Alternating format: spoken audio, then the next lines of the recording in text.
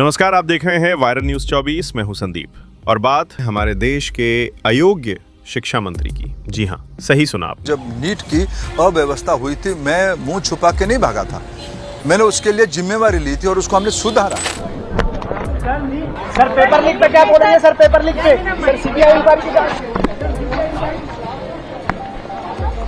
वर्तमान भारत सरकार के उन नेताओं को जिनको स्वयं उनकी पार्टी के समर्थक पसंद नहीं करते, उनमें सबसे पहले किसी का नाम आता है तो वो है धर्मेंद्र प्रधान।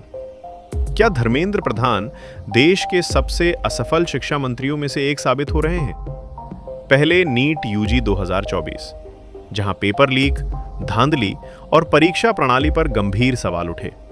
देश भर के लाखों छात्रों ने सड़कों पर प्रदर्शन किया।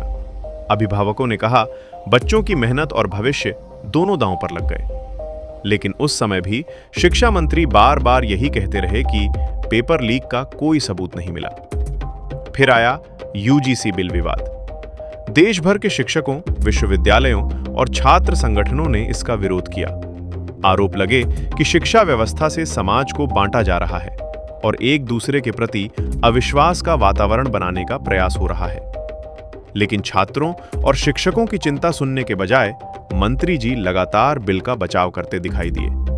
वो तो भला को हमारी अदालतों का, क्योंकि सुप्रीम कोर्ट ने इस मामले में दखल देकर सरकार के प्रति जनता के रोष को काम किया। और अब नीट यूजी 2026 को लेकर फिर पेपर लीक और परीक्षा रद्द होने का विवाद सामने आ गया है। रिपोर्ट्स के मुताबिक केंद्र सरकार को जांच बैठानी पड़ी और सीबीआई तक को मामले में उतरना पड़ा।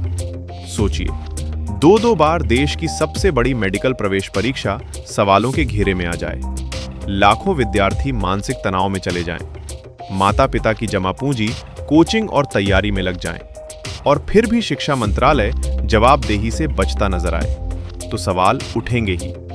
राजस्थान की छात्रा साक्षी खटाना जैसी कई छात्राओं ने खुलकर कहा कि बार बार परीक्षा और अव्यवस्था ने छात्रों की मेहनत और पैसे दोनों बर्बाद कर दिए।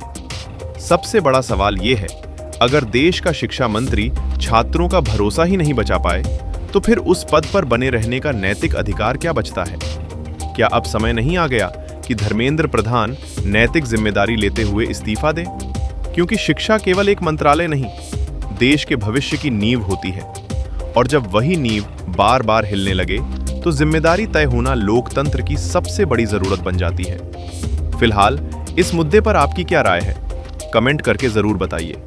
आप देख रहे थे वायरल न्यूज 24। मैं हूं संदीप। नमस्कार।